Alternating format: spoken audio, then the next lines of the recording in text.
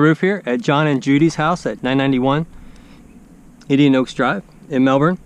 John and Judy asked me to come out and inspect the roof for hail damage. After talking to the neighbors and seeing that new roofs are being put on here, pretty much all the way around us, they asked me to come out and take a look at their roof. And so I made some notes up on the roof, and let's start going over that now. Over on the front, this is what I would call like nearly textbook hail impact marks. So you can even see the little granules that are still somewhat embedded into the shingle itself. The date of this storm, I believe, is 5/4/19, last May. And so it's a year and a half ago, and a lot of those embedded granules have been washed away, and on some of them you can even see the felt denim like matting underneath of the shingle itself. So, but it looks like here's some hail marks here. These crease marks means that of course you can't have hail without extreme wind, and so wind has gotten underneath here and has broken the bond between the back of the shingle and the roof itself. Once you lose that bond between the shingle, it's just going to keep vibrating around, and eventually it's going to rip or tear off, just like these guys are about to do. So a leading contributing factor to that is the amount of granules that have worn off the roof.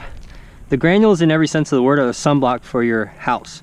So when you lose the granules, all the protective chemicals inside the asphalt shingles start to leach out, and then the shingles start to become extraordinarily brittle, just like saltine crackers. That's why these guys are just fracturing right off. So that's exactly what's happening with this roof right now. And it does make finding hail impact marks even harder, but at the same time it makes lifted up shingles easier to find. So looks like we got hail here. I can see some crease marks already, just like these guys here, just flopping around. So they're eventually going to break off.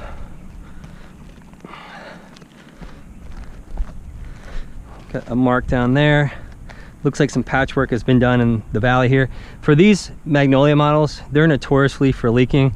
When the water comes off of one roof and then cascades down into the other roof, they really like to leak into the garage or into the kitchen.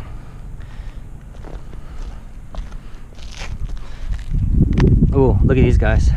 Just literally flopping around. You can see there's like a hump there on that one. I'll go show you.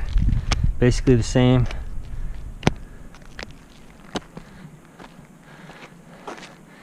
I think this hump is because I can feel some roofing nails.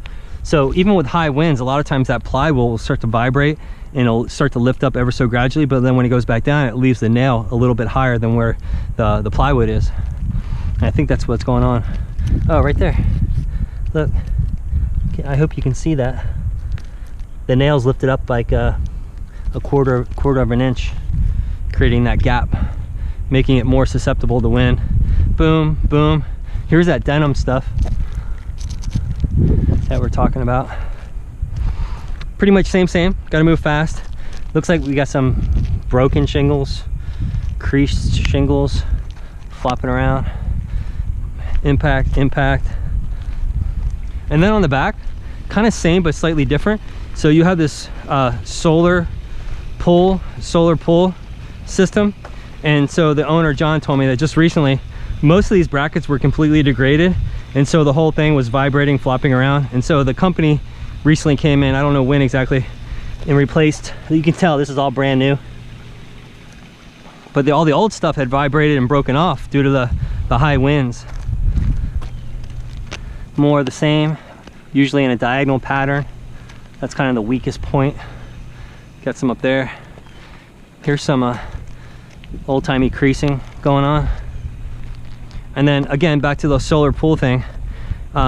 So it vibrated loose, presumably due to the high winds, and it started to leak. And so that was all recently replaced. It looks like this pipe might be new. These brackets are definitely new. This is bleaching from the chlorine. Oh, here, look. I took photos of it. I haven't even had a chance to determine what exactly are we looking at here. Well, there you can see the shingle. All right, and just see how corroded that is. More damage here. Whoa, literally just flopping around. Same. All this is newly installed, all the old stuff. Oh, look, old bracket.